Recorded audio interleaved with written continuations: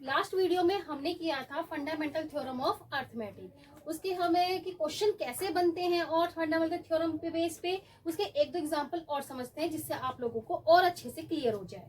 Question है आपका, find the LCM and HCF of 6 and 20 by the prime factorization method और fundamental theorem of arithmetic. आपसे question ऐसे भी पूछ सकता है कि प्राइम फैक्टराइजेशन कीजिए मेथड से, या क्वेश्चन आपसे ये भी पूछ सकता है फंडामेंटल थ्योरम ऑफ अर्थमेटिक की तरफ से फाइंड एलसीएम निकालिए और एचसीएफ निकालिए। चलिए स्टार्ट करते हैं। पहले हम निकालते हैं 6 and 20 के फैक्टर करते हैं। 6 के फैक्टर करते हैं। 6 के फैक्टर क्या होंगे? 2 3 जा 6, 3 1 जा 3। 20 के फैक्टर करेंगे 2 1 जा 2, 0 2 5 जा 10 एंड 5 1 जा 5। हमारे पास 6 के फैक्टर क्या है? 2 की पावर 1 मल्टीप्लाई 3 की पावर 1। 20 के फैक्टर क्या है हमारे पास? 2 का स्क्वायर मल्टीप्लाई 5 की पावर 1। अब इसमें हमारे पास, इसमें तो 3 आ रहा है लेकिन इसमें 3 नहीं है, तो हम 3 को ऐसे भी तो लिख सकते हैं 3 की पावर 0। आपको पता होना चाहिए कि a की पावर 0 की वैल्यू क्या होती है? हमेशा 1। तो 3 की पावर 0 की वैल्यू क्या होगी? 1। तो हम इसे ऐसे लिख सकते हैं 1 के प्लेस पे 3 की पावर 0। अब यहाँ पे 5 नहीं है तो यहाँ पे हम 5 को भी क्या लिख लेंगे? 5 की पावर 0। अब हम चेक करते हैं एचसीएफ। एचसीएफ क्या होता है कि जो मिनिमम पावर होगी दोनों में, वो हम लोएस्ट पावर जो होगी वो आपका एचसीएफ कहलाएगा। तो इसमें 2 की पावर 1 है, 2 का स्क्वायर है, तो लोएस्ट पावर क्या है आपका? 2 की पावर 1। 3 की चेक करते हैं। 3 की पावर 1, 3 की पावर 0, तो आपका आया 3 की पावर 0 इंटू 5 की पावर 0 एंड 5 की पावर 1। तो लोएस्ट पावर कौन सी है इसमें से? 5 की पावर 0।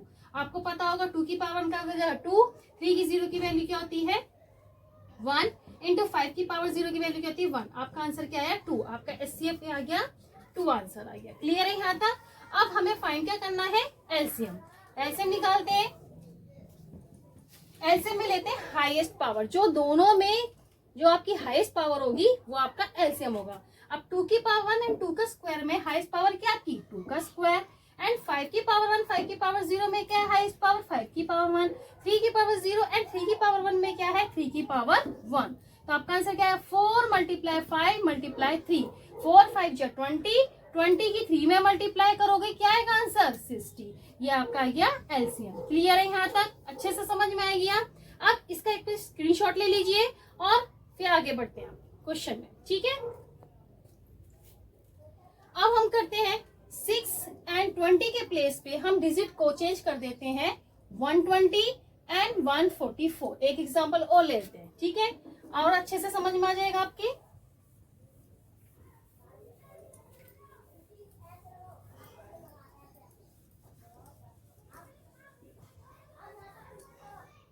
देखते हैं 120 and 144। चलिए 120 के फैक्टर चेक करते हैं क्या आते हैं? 2 6 जा 12, 0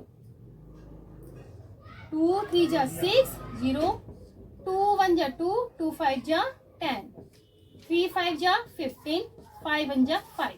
अब हम करते हैं 144 के फैक्टर। क्या आएंगे? 2 7 जा 14, 2 2 जा 4, 2 3 जा 6, 2 6 जा 12। 2 से करेंगे 2 1 जा 2, 2 8 जा 16, 2 9 जा 18, 3 3 जा 9, 3 1 जा 3। फैक्टर क्या है 120 के? 2 का क्यूब मल्टीप्लाई 3 की पावर 1, 5 की पावर 1। 144 के क्या है फैक्टर? 2 की पावर 1 2 3 4, 4 टाइम्स है, और 3 कितने टाइम्स है? 2 टाइम्स। ठीक है, अब हमारा यहाँ 5 है, यहाँ 5 नहीं है, तो हम 5 को ऐसे लिख सकते हैं 5 की पावर 0। आप लोगों को पता होगा 5 की पावर 0 की वैल्यू क्या होती है? हमेशा 1। ठीक है, अब इसमें हमें क्या फाइंड करना है? एचसीएफ। एचसीएफ क्या होगा? इनमें दोनों में लोएस्ट पावर क्या है? 2 की, 2 का क्यूब मल्टीप्लाई 3 की पावर 1, 3 के स्क्वायर में लोएस्ट पावर कितनी है? 3 की पावर 1। 5 में 5 की पावर 0, 5 की पावर 1 में क्या है लोएस्ट पावर? 5 की पावर 0। आंसर क्या आएगा? 2 की पावर का क्यूब कितना होता है? 8 मल्टीप्लाई 3 मल्टीप्लाई 1। आपका आंसर कितना आया? 24। ऐसे क्लियर हुआ? अब हमें फाइंड क्या करना है? एलसीएम। एलसीएम निकालेंगे। एलसीएम में क्या है? हाईएस्ट पावर चेक करते हैं। हाईएस्ट पावर क्या है 2 में? इसमें 2 की पावर 4 मल्टीप्लाई 3 की पावर 1, 3 के स्क्वायर में हाईएस्ट पावर कितनी है? 3 का स्क्वायर। इसमें 5 की पावर 0, 5 की पावर 1 में कितनी है? 5 की पावर 1। आपका आंसर क्या आएगा? 2 की 4 टाइम्स मल्टीप्लाई कीजिए। 2 2 जा 4, 4 2 जा 8, 8 2 जा 16। 3 का स्क्वायर 9 मल्टीप्लाई 5, इनकी मल्टीप्लाई कर दीजिए। 16 मल्टीप्लाई 9, 9 5 जा 45, 9 6 जा 54, 9 जा 9, 9 और 5 कितने हो गए 14। ठीक है, 144 की मल्टीप्लाई कर देते हैं 5 में, कितना जाएगा 5 4 जा 20, 5 4 जा 20 प्लस 2 22, 5 1 जा 5 कितना आ गया 720। आपका एसएम कितना आ गया 720। क्लियर हो गई यहाँ तक? अब तो आपको अच्छे से समझ में आ गया क्योंकि फंडामेंटल थ्योरम ऑफ अर्थमेटिक क्या होता है, अच्छे से क्लियर क्या होता है एचसीएफ और रिलेशन और नंबर्स में क्या रिलेशन होता है। आप ये लिखोगे one number into other number equal to HCF into LCM, या हम बोल सकते हैं product of two numbers equal to HCF and LCM. ये आपका क्या है फार्मूला। क्लियर?